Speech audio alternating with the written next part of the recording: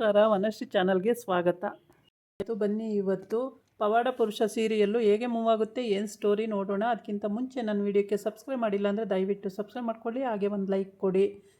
ಅಮ್ಮ ಹೇಳ್ತಾಳೆ, ಅಂದರೆ ಸುಂದ್ರವ್ವ, ಬಾಳು ಎಲ್ಲೂ ಕೆಲಸ ಆಗ್ತಾಯಿಲ್ಲ ಅವನಿಗೆ, ಆದರೆ ನನಗೆ ನಂಬಿಕೆ ಇದೆ ಅವನು ಎಲ್ಲಾದರೂ ಏನಾದರೂ ಸಾಧಿಸ್ತಾನೆ ಅಂತೇಳಿ.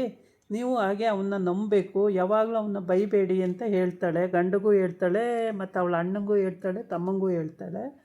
ಆದರೆ ಅವರಿಬ್ಬರೂ ಬೈತಾರೆ, ಮತ್ತು ಅಪ್ಪನೂ ಅಂತಾನೆ, ಎಲ್ಲೋದ್ರೂ ಒಂದು ಕೆಲಸ ಮಾಡಲ್ಲ, ನೆಟ್ಟಿಗೆ ಎಲ್ಲೂ ಮಾಡ್ಕೊಂಡು ಬರಲ್ಲ. ಅಲ್ಲೋದ್ರೆ ಪಾಟೀಲ್ ಮನೆಗೆ ಬೆಂಕಿ ಹಚ್ಚಿ ಬಂದಿದ್ದಾನೆ, ಇವ್ನಿಗೆ ಎಲ್ಲಿಗೆ ಏನಾರು ಕೆಲಸ ಮಾಡುವಂತ ಕಳಿಸಿದ್ರೆ ಅಲ್ಲೆಲ್ಲ ಇದೇ ಮಾಡ್ತಾನೆ, ಏನು ಮಾಡೋದು ಇವನಿಗೆ ಅಂತ ಹೇಳ್ಬಿಟ್ಟು.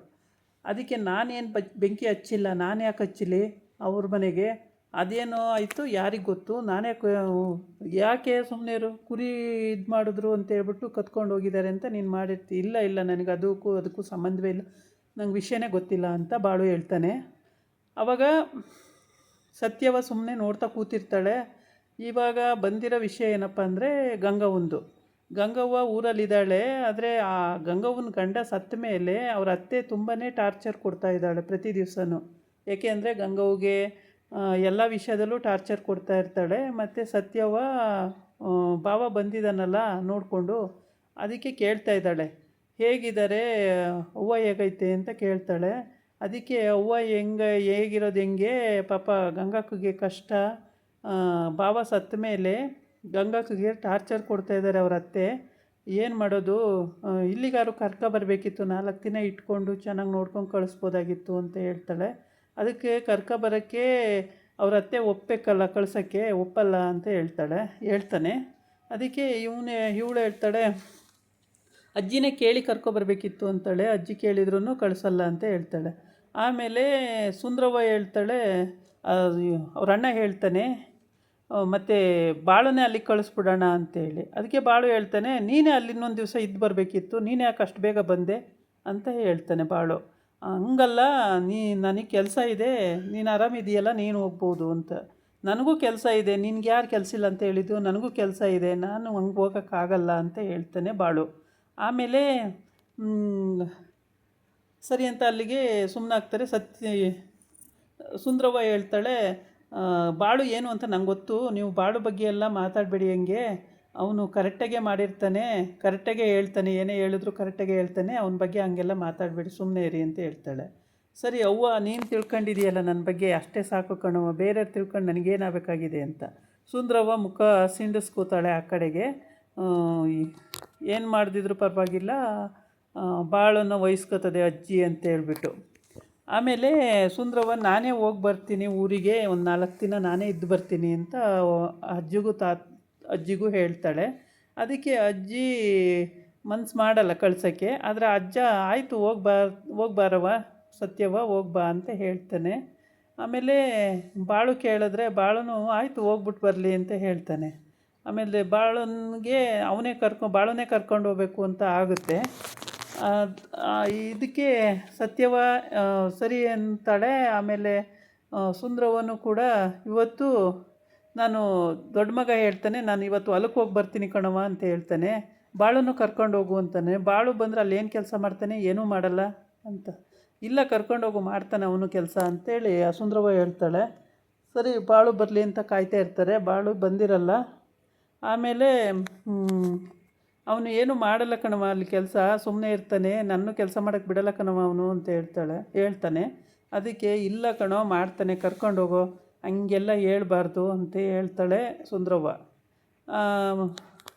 ಈ ಕಡೆ ಅಜ್ಜಿ, ಅವ್ರ ಊರಲ್ಲಿ ಅಜ್ಜಿ ಪಾಪ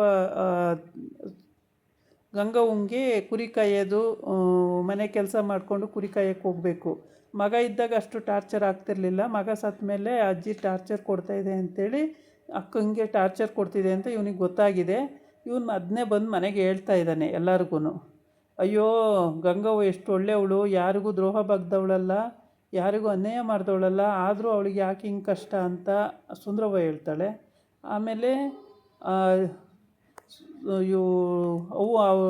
ಸತ್ಯವನ್ನ ತಾತ ಹೇಳ್ತಾನೆ, ಗಂಗವ್ವ ಯಾವತ್ತೂ ಯಾರಿಗೂ ಏನೂ ದ್ರೋಹ ಮಾಡಲಿಲ್ಲ, ಆದ್ರೂ ಅವಳಿಗೆ ಯಾಕೆ ಇಂಥ ಕಷ್ಟ, ಯಾಕೆ ಅವ್ರ ಅತ್ತೆಯವರು ಅರ್ಥ ಮಾಡ್ಕೊಳ್ಳಲ್ಲ ಅಂತ ಅವನು ಹೇಳ್ತಾನೆ. ಸತ್ಯವ ಮಾತ್ರ ನಾನಿಲ್ಲ ಹೋಗಿ ಬರ್ತೀನಿ, ಅವನ್ನ ನೋಡಲೇಬೇಕು, ನಾನು ಹೋಗ್ತೀನಿ ಅಂತ ಅವಳು ಹಠ ಹಿಡ್ದು ಕೂತಿದ್ದಾಳೆ.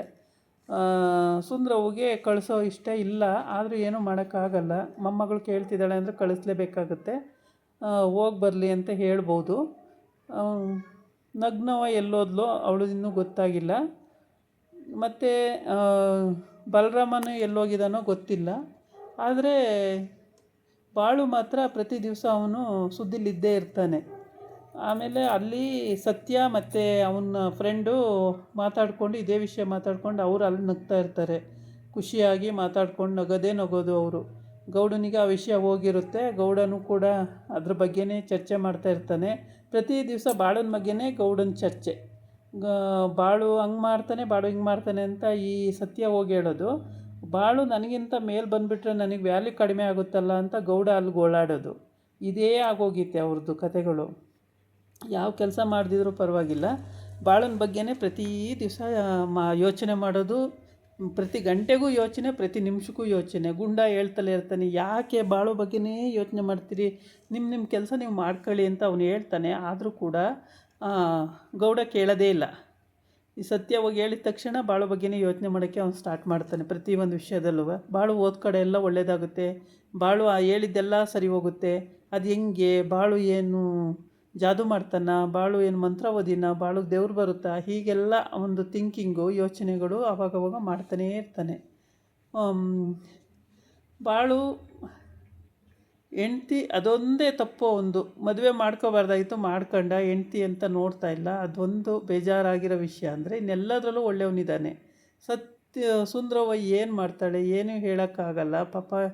ಅವಳು ಇತ್ಲಾಗಿ ಮೊಮ್ಮಗಳನ್ನ ನೀನು ಸರಿ ನೋಡ್ಕೊತಿಲ್ಲ ಅಂತಲೂ ಹೇಳೋಕ್ಕಾಗಲ್ಲ. ಹೆಂಗೆ ಹೇಳೋಕ್ಕಾಗುತ್ತೆ ಗಂಡ ಹೆಂಡ್ತಿ ವಿಷಯದಲ್ಲಿ? ಅವರು ಒಂದು ಕೋಣೆಯಲ್ಲಿರುವಾಗ ಅವ್ರದ್ದು ಹೆಂಗೆ ಅಂತ ಇನ್ನೊಬ್ಬರು ಥಿಂಕಿಂಗ್ ಮಾಡೋದು ಭಾಳ ಕಷ್ಟ ಅಲ್ವಾ? ಚೆನ್ನಾಗಿದ್ದವರು ಚೆನ್ನಾಗಿಲ್ವ, ಅದು ಹೆಂಗೆ ಥಿಂಕಿಂಗ್ ಮಾಡೋಕ್ಕೆ ಸಾಧ್ಯ? ಆಮೇಲೆ ಸತ್ಯವನ್ನು ಕೇಳ್ತಾರೆ ಒಂದೊಂದ್ಸಲಿ, ಇಲ್ಲ ಬಾಳು ಮಮ್ಮ ಅಲ್ಲೋದ್ರು ಇಲ್ಲೋದ್ರು ಅಂತಾಳೆ. ಆವಾಗ ಮಾತ್ರ ಬೇಜಾರಾಗುತ್ತೆ. ನೀನೇನು ಕೇಳಲಿಲ್ವಾ, ನೀನು ಊಟಕ್ಕೆ ಇಡಲಿಲ್ವಾ, ನೀನು ಏನು ಬೇಕು ಅಂತ ಕೇಳಲಿಲ್ವಾ ಅಂತ ಹೇಳ್ತಾರೆ. ಆವಾಗೆಲ್ಲ ಅವಳು ಕೇಳದೆ ಮಾತಾಡಲಿಲ್ಲ, ಹೋದರು ಹಾಗೆ ಹೀಗೆ ಅಂತ ಹೇಳ್ತಾಳೆ. ಆವಾಗ ಇವ್ರಿಗೆ ಚಿಂತೆಗೀಡಾಗುತ್ತೆ. ಯಾಕೆ ಬಾಳು ಹಿಂಗೆ ಮಾಡ್ತಿದ್ದಾನೆ, ಈ ಪ್ರತಿಯೊಂದು ವಿಷಯದಲ್ಲೂ ಅವನು ಏನು ಕೇರೆ ತಗೊಳ್ಳಲ್ವಲ್ಲ, ಅವನಾಯಿತು ಅವ್ನು ಪಾಡಾಯಿತು, ಯಾಕೆ ಹಿಂಗೆ ಮದುವೆ ಆದಮೇಲೆ ಅವನಿಗೆ ಬುದ್ಧಿ ಬರಲಿಲ್ವಾ, ಹಾಗೆ ಹಿಂಗೆ ಅಂತ. ಈಗ ಸತ್ಯವ್ವ ಅದನ್ನು ಯೋಚನೆ ಸುಂದರವ್ವ ಅದನ್ನು ಯೋಚನೆ ಮಾಡ್ತಾಳೆ. ಸತ್ಯವ್ವ ಯೋಚನೆ ಮಾಡ್ತಾನೆ ಇರ್ತಾಳೆ ಸತ್ಯವ್ವ, ಆದರೆ ಬಾಯಿ ಬಿಟ್ಟು ಯಾರ ಹತ್ರನೂ ಹೇಳೋಕ್ಕಾಗಲ್ಲ. ಮೋಸ್ಟ್ಲಿ ಅವ್ರ ಅಮ್ಮನ ಹತ್ರ ಅಲ್ಲಿ ಹೇಳ್ಕೊಬೋದು ಅನಿಸುತ್ತೆ. ಅದಕ್ಕೆ ಅಮ್ಮನ ಮನೆಗೆ ಹೋಗ್ತೀನಿ, ಕಳಿಸ್ಕೊಡು ಅಜ್ಜಿ, ಕಳಿಸ್ಕೊಡು ತಾತ ಅಂತ ಹೇಳ್ತಾವಳೆ. ಅಜ್ಜ ಅಜ್ಜಿ ಕಳಿಸ್ಕೊಡಿ ಅಂತ. ಆದರೆ ಇವರು ಇನ್ನೂ ಕಳಿಸಿಲ್ಲ. ಮೋಸ್ಟ್ಲಿ ನಾಳೆ ಕಳಿಸ್ಬೋದು ಅಂತ ಕಾಣುತ್ತೆ. ನಾಳಿನ ಎಪಿಸೋಡಲ್ಲಿ ಕಳಿಸ್ಕೊಡ್ತಾರೆ ಅನಿಸುತ್ತೆ. ಏಕೆಂದರೆ ಮೊಮ್ಮಗಳು ಅಷ್ಟು ಕೇಳ್ಕೊತಿದ್ದಾಳೆ ಅಂದರೆ ಕಳಿಸ್ತಾರೆ.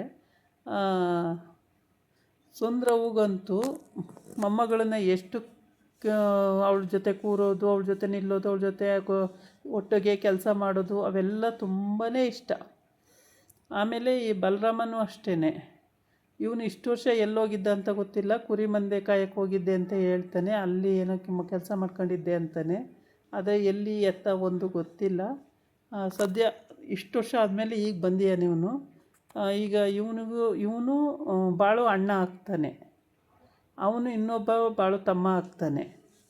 ಇವರು 3 ಜನ ಗಂಡು ಮಕ್ಕಳು. ಆದರೆ ಸುಂದ್ರವ್ವ ಇವರು 3 ಜನದಲ್ಲಿ ತೀರ ಹಚ್ಕೊಂಡಿದ್ದು ಅಂದರೆ ಮಧ್ಯದನ್ನು ಬಾಳನ್ನೇ. ಪ್ರತಿಯೊಂದು ವಿಷಯದಲ್ಲೂ ಬಾಳನ್ನೇ ಹಚ್ಕೊಳ್ಳೋದು ಯಾವಾಗಲೂ. ಅವನು ಇವಾಗ ಏನಾದ್ರು ಹೇಳಿದ್ರು, ಭವಿಷ್ಯ ಥರ ಹೇಳಿದ್ರು ಬಾಳನ್ನು ನಂಬ್ತಾರೆ, ಪ್ರತಿಯೊಬ್ಬರು ನಂಬ್ತಾರೆ. ಹಾಗಾಗಿ ಬಾಳಂಗೆ ಏನು ಪವಾಡ ಮಾಡ್ತಿದ್ದೀನೋ ನನಗೆ ಗೊತ್ತಿಲ್ಲ, ಜನ ನಂಬ್ತಾರಲ್ಲ ಅಂದರೆ ಅವನು ಆ ಥರ ಪದ್ಯಗಳು ಪ್ರವಚನ ಕೇಳೋದು, ಅರ್ಥ ತಿಳ್ಕೊಳ್ಳೋದು ಅದೆಲ್ಲ ಬರುತ್ತೆ. ಅವೆಲ್ಲನೂ ಧೈರ್ಯವಾಗಿ ಮಾಡ್ಕೊಂಡು ಹೋಗ್ತಾ ಇರ್ತಾನೆ. ಇದಾಗಿತ್ತು ಇವತ್ತಿನ ವಿಡಿಯೋ. ನಾಳೆ ಇನ್ನೊಂದು ವಿಡಿಯೋ ಜೊತೆ ಬರ್ತೀನಿ. ನಮಸ್ಕಾರ.